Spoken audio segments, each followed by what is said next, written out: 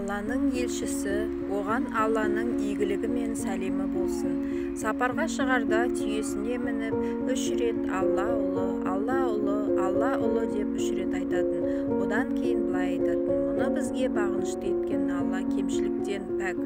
Алла мұны бізге олай бағынышты етпегенде маңына да жуи алмас едік. Расында біз Раббымызға қайтушымыз. Алла, менің бұл сапарымды өзің разы болатын, тақуалы амалдар істейтін сапардан ет. Әрі сапардың алыстығын жақын ет, қиындықтарын жеңіл ет. Сапардағы жолдасым өзіңсің, әрі жанұяммен қалған да өзіңсің. Сапардың мұңлы көріністері мен қиыншылықтарынан жанұяммен, мал-мүлкіммен қаралы қайтудан өзіңе сыйынамын. Абдулла ибн Умар. Уа Алла тағалам, осы жыл ішінде жасаған және мені сақтандырған қауіптерден сақтанбауым, өзің разы болмайтын істерді жасаған болсам, мені кешір. Алла тағалам, өзіңнен кешірім сұраймын, жарылқауыңды қалаймын, өзіңе деген үмітімді үзе көрме, аса жомарт Раббым.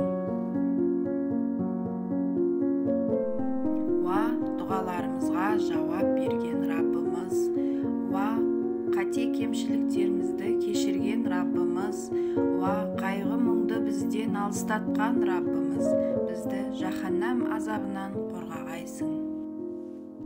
Уа Раббымыз, бізге өзіңді шынайы тануды, әрі өзіңе шынайы құлшылық жасауымызды, һәм бізге өзіңе жақындататын істерді жасауымызды нәсіп қыла көр.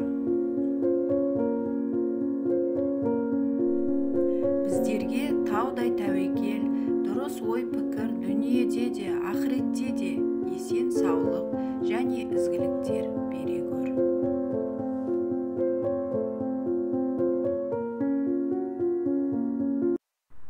Уа жаратушы ием, өзіңнің қалауыңмен болған әрбір іске разымын. Бізге берілген нығметтеріңде есеп жоқ. Маған өзіңді тануым үшін биік парасат бер. Уа Раббым, күнәм тым көп. Өзіңнің есігіңнен басқа барар есігім жоқ.